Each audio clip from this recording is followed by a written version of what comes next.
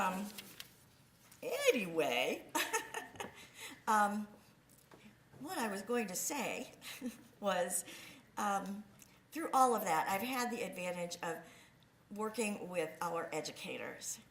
And there has been no more compelling class that I have been able to teach than the one I just got to teach through this piloting the work of those from University of Virginia and the University of Washington, Drs.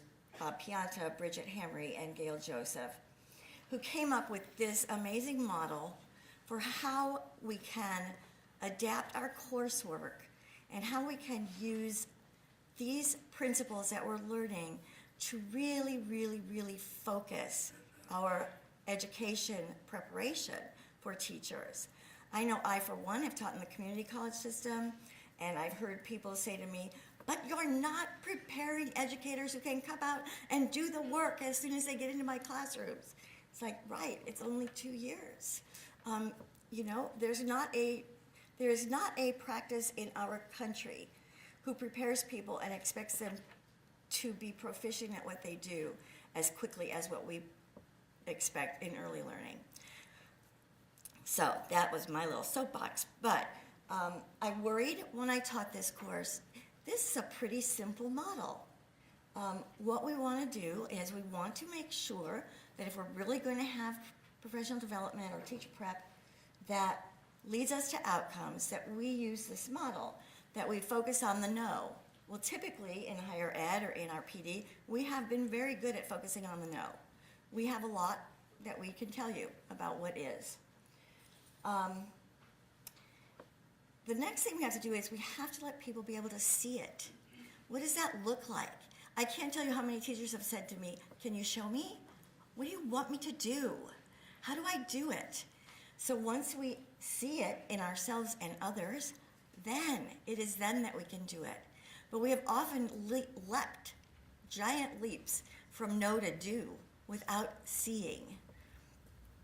So then this particular model of teaching has focused on all of those by bringing in the research evidence in the know, by showing exemplars of how to do a step-by-step process of a practice, showing that moment when the teacher does that practice and how does the child respond. What does that look like? What are you expecting the child's response to be? So it's not just about you, it's about this dance that you do together. Then the teachers have to go and do it. They have to do it, they have to videotape themselves, and then they share that with a community amongst the class or amongst their peers and with me in this case as the instructor, and they get feedback from all. And then they reflect upon that and say, was that what I thought I wanted to do? Is that what I thought it would be like when I did it? What is that like? What really works in that situation that quickly, that fluidly in the moment? Because that in the end is what we really need. We need people who know what to do in the moment, in the context, with the child who is a dual language learner, who needs more challenge, who is a special needs child. Whatever the individual need is, we need that range to be in the repertoire of what that educator is thinking about. And then and only then can we improve. I worried about this. Is it too simple? Will it be rigorous enough for a higher education institution like Cal? Will I be able to do it? Will I be able to make this passion come alive for the students that are taking this? I had students in this course that were BA level, who are practitioner level, who are assistant teachers in the classrooms, as well as postdocs who were clinical psych students who wanted to learn more about what this looks like. So as we talk about the qualities that need to be embedded in our systems, I'm here to say I think this one's a compelling one. But you've heard enough about it from me. I think we have a lot of rigor in our research, and this is a new way to look at rigor for practice. Because what I found in teaching this class was I was challenged to help people see when they were doing it, see what the child was doing. And the coins dropped all over the place. And I can stand here on my soapbox and tell you, rah, rah, how much I love this. And I really do. And I am passionate about it. But what I want is for you to hear it from one of the students who was taking the class. What you're going to hear is a testimony from a fourth year Cal student. So she's been through a lot of classes in early learning.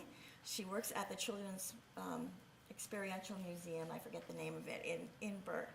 And she absolutely sat down with me one night at dinner, and I wished I'd had the camera rolling then.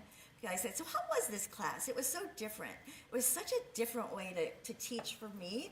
And I've always been focused on practice from no matter what I was teaching.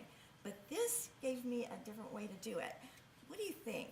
And I wish the camera was rolling then, but I asked her if she wouldn't mind putting it together and letting me use it with you here today, and she did. Her name's Adriana Lopez, fourth year student, social work, special ed, and she is wanting to do her work in the Central Valley from where she is from when she graduates and gets her master's degree. So here she goes.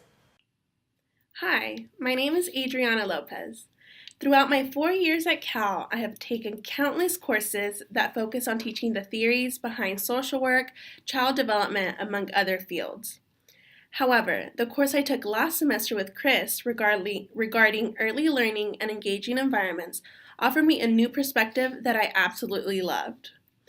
Learning not only the theories currently in practice in the early childhood education field, but also having the opportunity to practice those theories and reflect on how I can improve them in the future, allowed me to grow and adapt the work that I was doing then and the work that I'm currently doing in the preschool classroom.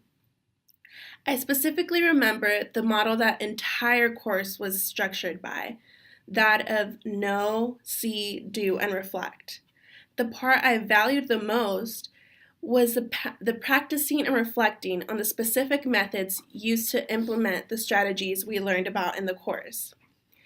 It was a completely different experience being able to see myself in action and having the opportunity to critique not only the areas that needed improvement, but also observe the strategies that had worked for me and the children I worked for.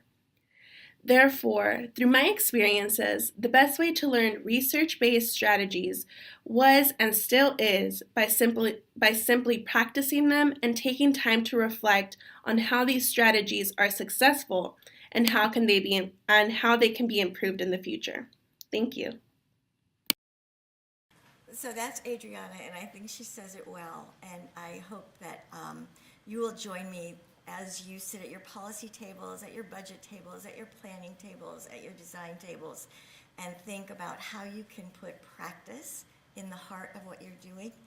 And let's not settle for what is. Let's envision all of our early learning students speaking like Adriana spoke to us here.